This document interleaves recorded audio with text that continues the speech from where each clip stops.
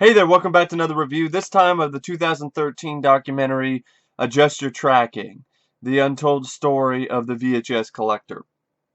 This is a film that's directed by Dan and Kinem and Levi Peretic. It's also written by Dan and Kinem and Levi Peretic.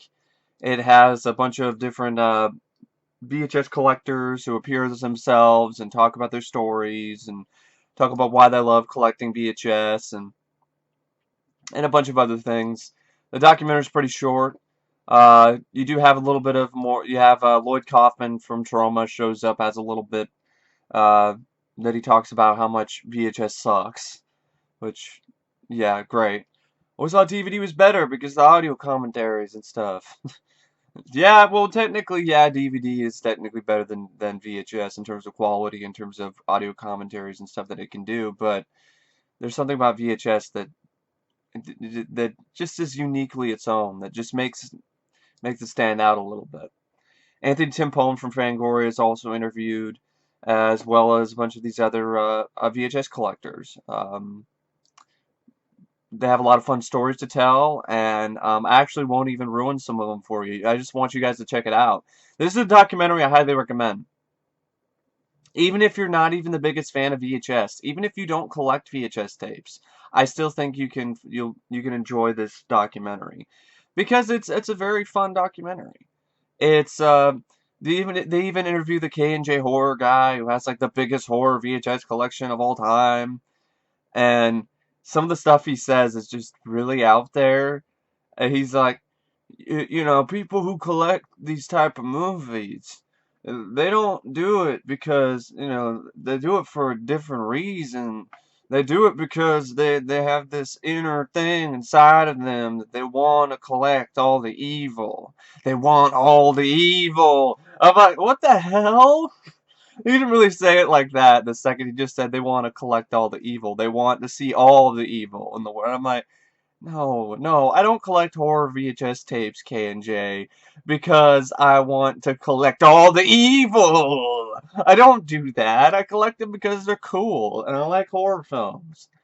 So I don't collect horror VHS tapes because I want to own all the evil in the world. No, I don't. But they also told their some fun stories, like how these guys when these some of these guys when they were younger they went to this flea market where this guy had all these VHS tapes he was selling, and his name was Big Al or Bob or something, and he was always trying to get him to get the porno. I was like, come on, you like those horror movies, but how about some porno? How about some tits? And it's like, no, we don't want that. We just want horror movies. And then there was they're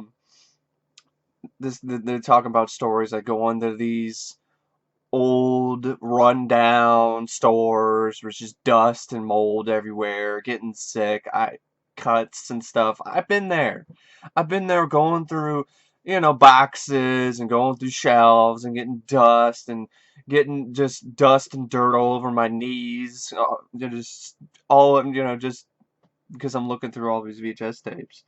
Um, One guy shared a story that I really thought was funny because I've had it happen to me, where he was setting up some VHS on a shelf, and I didn't get hurt as bad as he did, but he's setting up the VHS tapes on a shelf, and then unbeknownst to him, the shelf he has behind the other shelf falls over.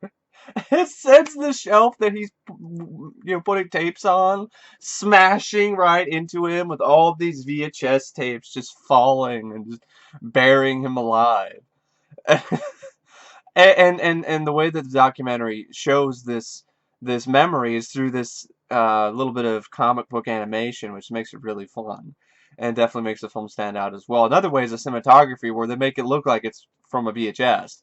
It has the grain, it has tracking issues. They even start out the documentary like if you're putting a VHS tape into the VCR and you see the press play, you see play the word play on the screen, and then you see the blue screen. You hear the little phone dial stuff that you hear before when you put in a VHS, and you see a little warning, which is not really an FBI warning. It's a warning that they made specifically for the documentary. And so there's a lot of really good stuff like that. And going back to some of these stories, like this, it's the guy, he's all the VHS tape fall on him, he gets hurt, he's in a sling, bruised eyes, like, ah. I didn't get hurt that bad. I was just in Oklahoma. I was trying to get a particular tape, and this is where I was living in the other house, not in the apartment, and I had all the VHS tapes in a closet, and I was trying to get out a particular specific tape, and it just caused everything to fall on top of me. I didn't get hurt that bad, but it was just like one of those it was like I think I got some bruises, but I didn't get a black eye or anything, or busted my arm like that poor guy did in this documentary. And some other stories some of the guys had, it was pretty funny. This guy, he goes and finds, he says, "There's one VHS tape I got. It just stinks. It's the worst thing I've ever smelled." And he thinks like I felt he was like it was something that some crust punks owned, and like they wiped their dirty beards on it, and then they all took a piss on it, and then they all took turns putting it in their ass cheeks and running around. And then they took the VHS out, and then they get left it at a thrift store somewhere, and they're like, "Here," left it for the guy to smell it. So leave it for me to smell it, and then I smelled it, and I was like, "Ah!" So that was pretty funny. There's a lot of funny stories, some fun stories. There's a collector guy who created his own rental store in his basement. So he complete with a computer and all the shelves, and he made everything organized. They talk about this one guy who went to this one store, and none of the tapes are organized, which I hate. I hate that. I went to some thrift store. I've been to a lot of thrift stores where they aren't organized by genre or anything. And that's what it was a lot for the older Goodwill I used to go to in downtown Portland, which they remodeled it, and they only have one VHS shelf now. Like when I remember just so many fond memories of going there when I was younger, when I first started collecting VHS tapes. And in many ways, I first started collecting thanks to a good friend of mine named Damian Sage. He sent me a bunch out of the graciousness of his heart in the mail, and then I just started like, oh, these are awesome. I want to collect more movies like this. And so as soon as I had a little bit of an income and I had enough, I had the ability to go out and go out on my own. I just went to a bunch of thrift stores and bought whatever I could find. And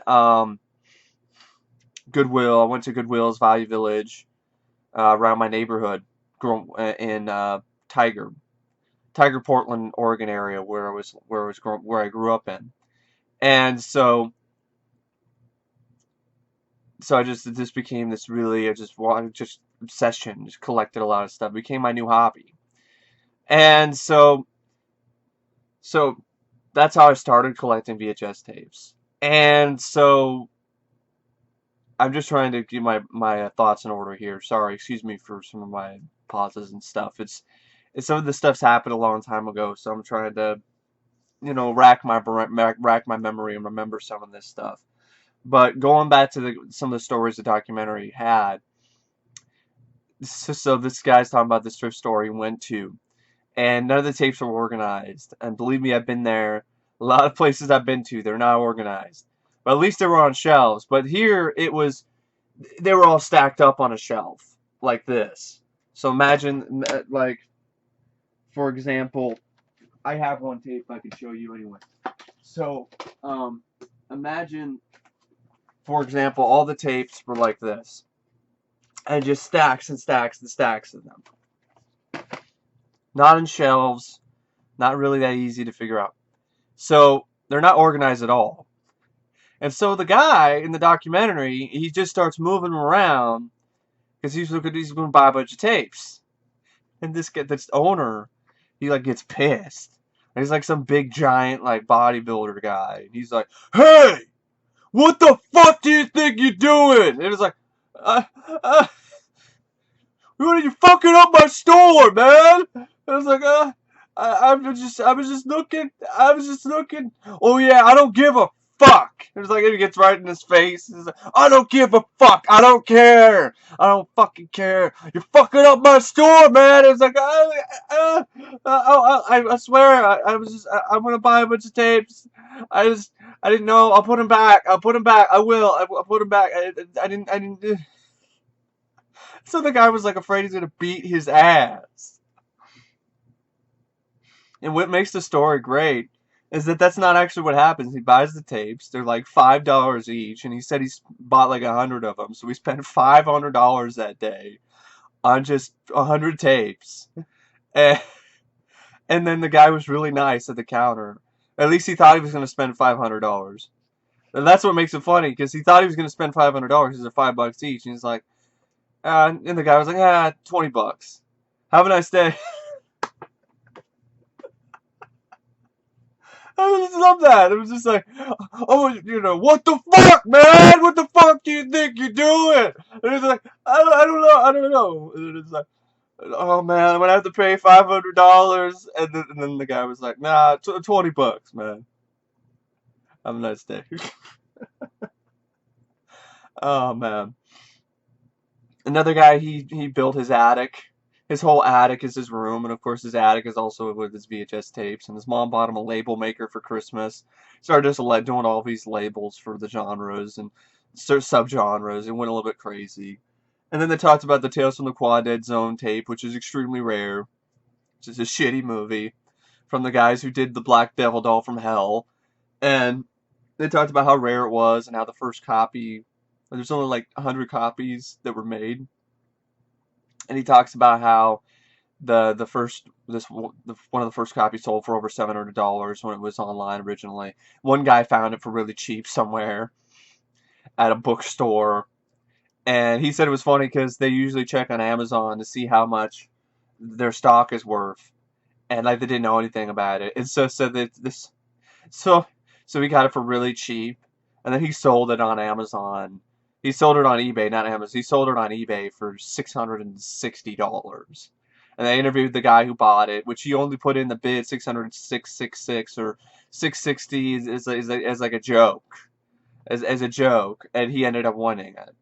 And then another guy found it for like really cheap at there's this VHS store that was just going out of business, and he went in and found it and a bunch of other tapes, but he found Tales from the Crawdad Zone for really cheap. So I guess as a VHS collector, I'll keep my eye out on that one. I guess it is pretty rare and hard to find, so we'll see what happens. Who knows? Maybe I completely forgot what I have and don't have in storage at my dad's place in Michigan, so I have no idea. For all I know, I could have bought the tape already, and I have no idea. I doubt it, but I don't know. I have no idea for sure. But yeah, I've collected a lot. Most of my collection, I have a decent amount of tapes collection here in Vancouver. Most of my collection though is over in Michigan, and going, like I said a bunch of times, I'm going back over there on the 27th. So I'm gonna be able to see my collection again, and that's gonna be really cool. And I got a lot of that through this through thrift stores and through this flea market. And I started to really know the guy who, and through, the thrift store that I did a little bit of volunteer work at, and Flores' thrift store, and the guy had he had a lot of good stuff, man. And I cleaned that place out, and I kept when are you gonna bring more boxes in? Because he keeps talking about I have tons of boxes, I have all these boxes. I have boxes and boxes and more tapes and stores. I'm like, come on, bring more boxes back in, man. I got all this money. Come on. And he only brought in a couple every now and then, but he didn't bring in enough. And so at the back of my head, I have this I just keep thinking about all those probably just boxes and boxes of VHS tapes that Flores has in his other house that he owns just to store stuff in for his store. And I'm just like, I never got to see them. I never got to see what was in those boxes. And that's kind of how it is that's an experience that only VHS collectors can really share, And I really had a lot of fun watching this documentary because I've had a lot of shared experiences with these collectors, with these people who are interviewed for the show, and they're for the documentary, and they're doing stuff like this guy's talking about. I can't go anywhere with anybody. You know, I go anytime I go anywhere with anybody. I look up online and make sure, you know, if there's a VHS place, the store is still open. I want to check it out. You know, so some people don't like hanging out with me because I have to, you know, always have to make sure that, you know, I gotta go. You know, I gotta get my fix. And then there's another guy who was with his girlfriend or his wife at the time. I think it was his girlfriend and or his wife, either one. And he's driving by and he sees this just abandoned VHS store. And it's like in the middle of the day. And he's like, I can still see the VHS boxes. Like, there's still VHS in there. I'm gonna break in. I'm gonna bust the window. And his wife is not his girlfriend's like, no, what are you doing? It's abandoned. Nobody cares. It's abandoned VHS. I'm gonna open the window. I'm gonna get those tapes. And his girlfriend's like, no, don't do that. She convinced him not to do it, which was good because that is breaking the law.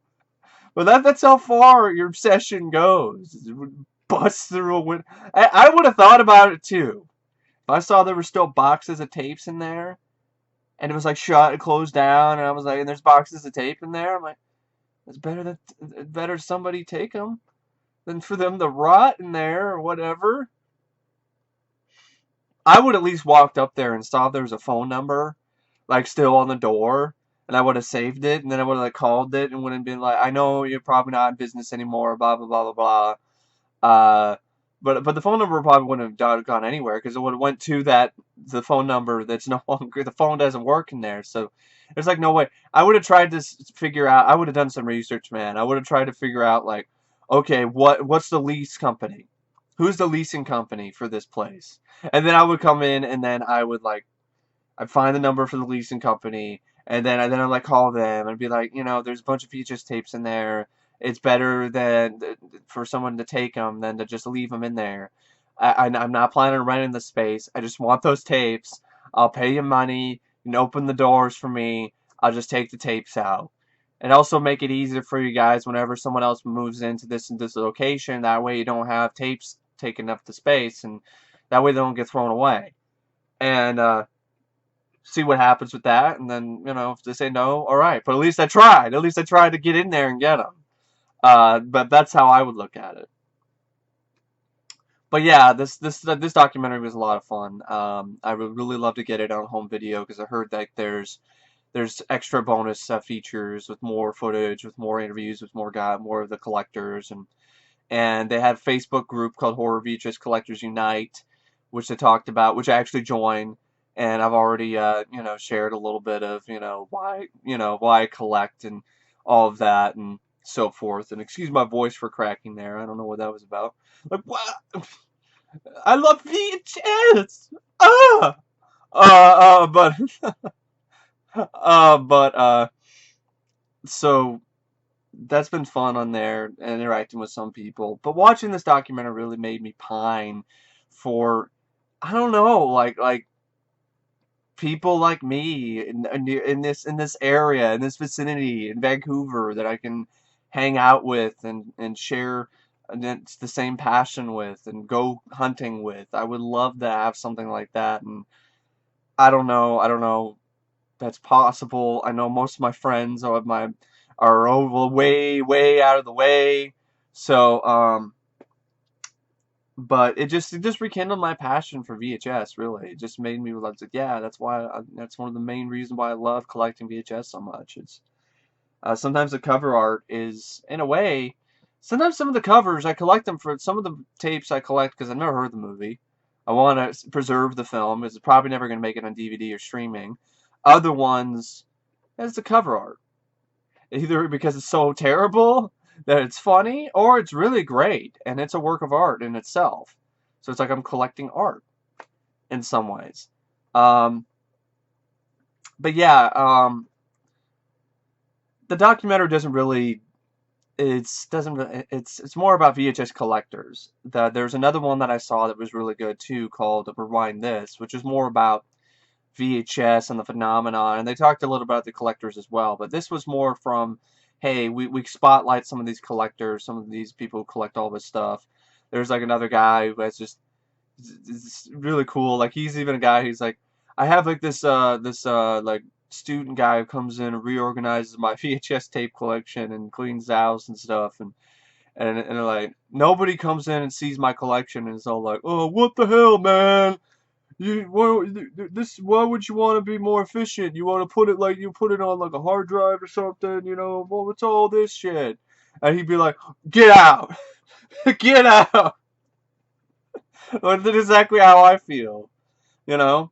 My cousin does not get it. My cousin doesn't get how why I collect so many physical copies of my tapes and of um DVDs and Blu-rays and stuff because he collects all the kind of stuff on his hard drive, and I do that too.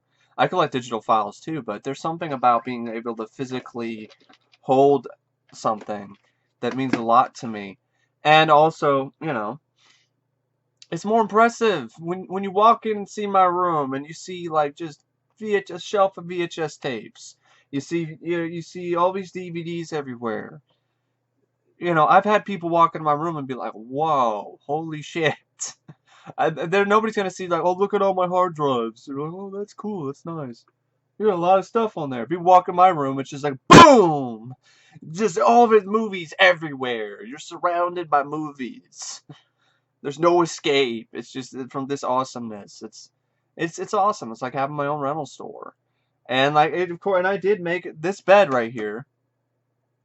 So I'm gonna try to point at it properly. This bed, I custom built this bed with my stepdad Troy to for the main purpose of storing VHS tapes underneath it. Yeah, this is the purpose of building this custom bed was to put in totes that I could use to store VHS tapes in. So I am sleeping every night on top of a cloud of VHS. It's awesome. And it's really easy to access. And also, I really like this bed being up this high, actually, because it's really cool when you watch movies on this, because it's really comfortable. Really comfortable. It's like a perfect way to sit up and watch a movie. It's great. But yeah, that's how much I love VHS. I built a bed to store VHS underneath it. I mean, if that isn't a fan of VHS, I don't know what I don't know what is. I don't if that's not an example of a really big fan of VHS. I don't know what is. I really don't.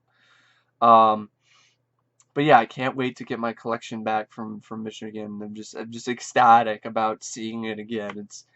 It's like a part of me that I left over across the country. Like I left a part of me in storage in Oklahoma for so many years. Now it's in Michigan, and it's one of those things where it's it'll be like being reunited with a lost love in a way. But yeah. Anyway, I really don't know what to say about this document. It's an hour and 20 something minutes. It's not gonna make you learn anything new or anything like that. That's not its intention. It's more trying to entertain you, and it is a very entertaining documentary. And I do agree with a lot of the things that a lot of the collectors said, and some of the stuff I didn't agree with. You want to collect all the evil. I didn't really agree with that. But some stuff though, man, it just spoke to me. It's like it spoke directly to me. I'm like, yeah, I know, man, I know how that feels. Oh, the VHS cover art that lies to you, like the fucking alchemist. There is no alchemist. There's no hot chick in a bottle. There's none of that in the movie. Just pure garbage. And then but they didn't really talk about some of the other stuff, like the stuff that I've experienced. And I know some of you collectors have experienced this, where you go to a thrift store and you find a movie you really want, or you go to a VHS store and you're like, yeah, awesome, I'm really looking forward to this one. You slide the tape out of the case and it's the wrong fucking tape. That is worse. That is 10 times worse than the cover art lying to me. Because at least I still have the cool cover art. If I have the wrong tape, It's fucking bullshit. It's like, yeah, Super Force, yeah, and then it's fucking Get Shorty. Fuck it. Fuck you, Get Shorty, god damn it. Or it's like Street Night, cool. No, it's Sesame Street. Fuck Sesame Street. I didn't want Sesame Street. It says Street Night on the cover. God damn it. It doesn't say Sesame Street. Who does this shit? So that just makes me wonder. Like, who does that? Who makes such fuck ups and like switches the tapes out and like and doesn't fucking look at it, doesn't care? I don't get. Is it kids? Is it some people who like, I want to pay a cheaper price for this one tape, so I'm gonna switch it in with another cheaper tape, but then you don't get the cover art. There's something about having the tape itself, but I mean, unless it was like Tales from the Quad Dead Zone, maybe, I guess, because it is really rare. It's the tape, but no cover. You might still be able to get some money for it. But either way, it's not. You still don't have the full VHS. You have to have the tape in order to, the cover in order to have, or the tape. You have to have the tape and the cover in order to have the full VHS. So yeah, that sucks. That's like you're on the biggest high and on the biggest low. And it is great. It is like an adrenaline rush when you find like a title you've been looking for. You're like, yeah. And I do it in public all the time. I don't care. I do it with DVDs and I do it with VHS. I did it with Rad on VHS when I was living in Oklahoma with my dad. Again, with the fucking voice cracking thing. I don't know what's going on. It's like, damn allergies. So when I was in Oklahoma with my dad, I went in and went to the thrift store, the Salvation Army, and I was thinking about Rad because I heard the song "Break the Ice." And I thought the song was awesome. And I was like trying to see it's on. It's not on DVD. Why isn't this on DVD? And then my VHS online. Well, that's extremely expensive. That's too much. And then Laserdisc. Wow, woo. Man, I really wish I could find this one for cheap. Go to the thrift store. It's fucking Rad, and I'm like, yes, Rad. Yeah. Woo! Yes! Can't believe it. This is so awesome. And then, like, I got a bunch of stares from people. It's like, I don't give a shit. I don't care if I got stares. I found Rad on VHS, a film that's not on DVD to this day, for dirt cheap at a thrift store. Doesn't get better than that. So it was awesome. And I don't care if people look at me weird. Doesn't matter to me. So, because they don't understand what it's like to find that title that you've been looking for, find some cool VHS. Only collectors like myself really know what that feeling is like. And I really do agree with one of the collectors interviewed on this show when he said that, sure, it might be more effective to have everything on a hard drive, but does anybody collect something or do something because it's effective? No, they do it because it's fun. They do it because it's something they enjoy doing. And they don't do it because it's effective. So, I like that. That really does sum it up. Not everybody understands why I do what I do. People look at me like I'm freaking crazy, like I'm from outer space. My mom doesn't get it. I don't really care. My stepdad does, though. He thinks it's really cool. So, hey, there's something. But everybody has their vice. Everybody has their hobby. I'm not taking drugs. I don't smoke marijuana. I don't smoke cigarettes. I don't drink alcohol. I guess my vice is movies. Hey, there could be a definitely. I could definitely have a worse vice, so to speak. But it can kick me in the ass in terms of my checkbook. But it is what it is. But anyway, yeah. I highly recommend you guys check out Adjust Your Tracking. It's a lot of fun. Some fun stories from VHS collectors, and especially check it out if you're a VHS collector like myself. You gotta check it out. It's an absolute blast to watch, and it really does. The stories they tell, you're gonna relate to. You're gonna relate to them, and you're gonna be like, oh man, I know exactly what that's like. And that's what makes it even more great for me, is it's a documentary that I can actually relate to. And that's what makes it stand out a lot to me, and another reason why I really enjoyed it. Also because it's just a very entertaining documentary. It's well made, too. Anyway, thank you for watching my review of Adjust Your Tracking. And thanks for watching me just reminisce about collecting VHS tapes and stuff like that. And I will see you guys later. See ya.